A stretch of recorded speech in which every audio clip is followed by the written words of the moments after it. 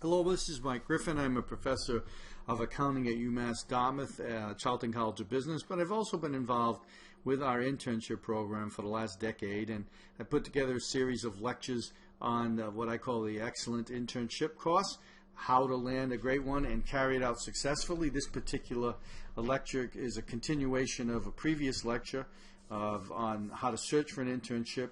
I call this one The Search Continues, and so let's go into some more information on how to search for an internship. In the previous lecture, I talked about such things as how to rely on your faculty connections, your connections with family and friends who might work for big companies who offer internships, how to go on to job portals at particular companies and look at their deadlines and see what's available. I've mentioned briefly in the previous lecture some resources. Here's some now, for you to take note of. Indeed.com, which I think is a terrific service. You can set up an email alert based on effective keyword strategies. So get in there and learn how to search using keywords. And when you get a good yield, when you see a number of interesting opportunities that are in line with what you're looking for, then you can save that search as an email alert. And then each and every day you will get an email, and sometimes it'll drive you crazy because you may not want it every day, but you'll get an email with a list of opportunities that have hit the web since the last time a search was done. So you'll get it every day, and you'll see, for example, if it's accounting internships that you searched on, you'll see accounting internships that have hit the web within a certain mile radius of a particular location. So maybe 30 miles radius around where you live. You can search this way and have those alerts come to you. And some of the things you'll see on there will be totally irrelevant, but every once in a while the yield will be outstanding. You'll see something great and you'll be able to jump right on that.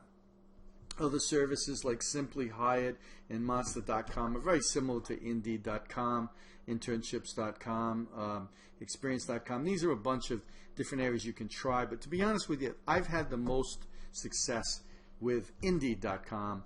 I like it a lot.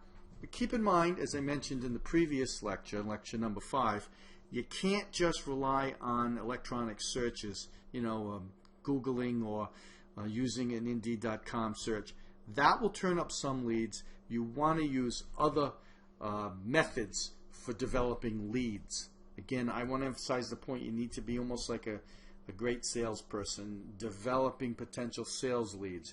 You want to develop as many leads as possible in that big funnel that you have, so to speak, that will funnel down into a couple of choice opportunities for you.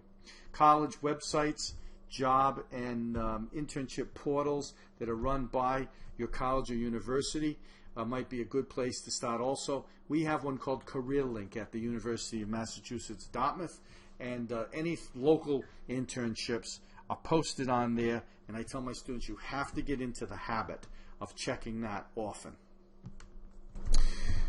Learn search strategies, learn effective keywords such as the field/major that you want to be involved in and the state or city where you want to work. As I said earlier, you can set a certain mile radius around a chosen city or town because location is a constraining factor for you.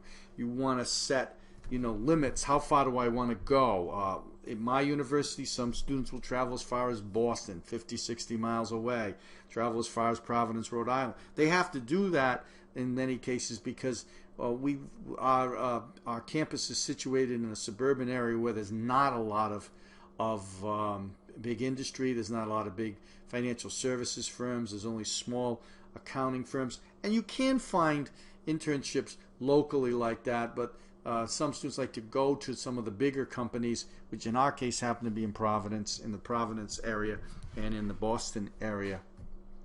You can narrow your searches by paid or unpaid, and college credit or not, hours required. In my case, at my university, we require that the students work at least 135 hours during the course of a semester, so many of our students are looking for 10 to 20 hours a week to make that work out. I strongly recommend setting up email alerts, and many of these services like Indeed.com allow you to do that. If you're uncertain about a particular company that you come across, do your homework, Google it. Try to find out more about the company. See if there's something online even about experiences that students have had in their internships.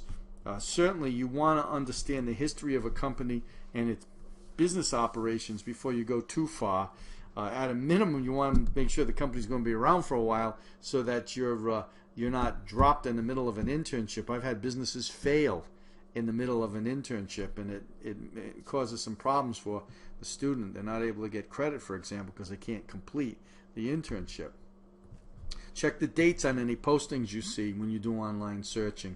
Most online internship posting lists a date and stating when the internship starts.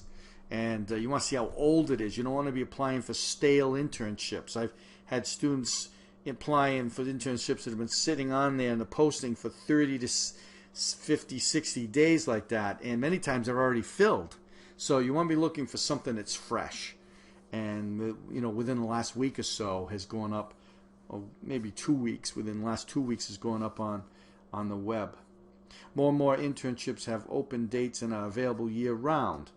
This allows you to do an internship at a time that fits your schedule. But then again, there are companies like CPA firms that like to bring interns only in the springtime. That's the only time they want them, because that's their busy season. Their summers are slow.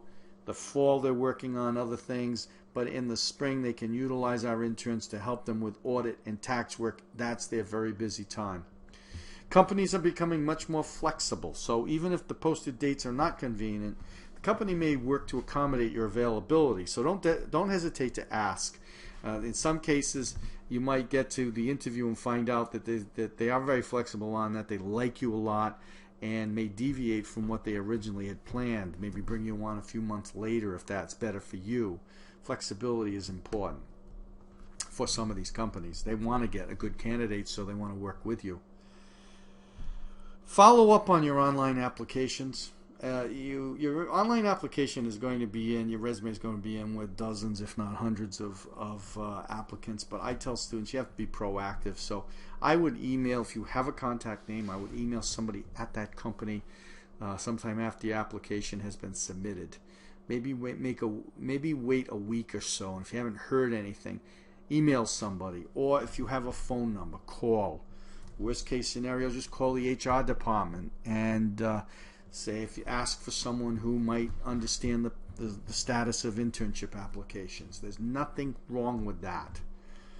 Indicate your enthusiasm for the internship and emphasize your skills. You want to do this in your cover letter, and you also want to make sure that shines through in the process of interviewing or talking over the phone to somebody. If possible, direct your inquiries to a particular person. It's always better to have somebody's name. That's why family and friends referrals are always more effective, because there's usually a name and a phone number and an email, and you can get in touch with somebody who's going to grab that resume and put it in front of the right person.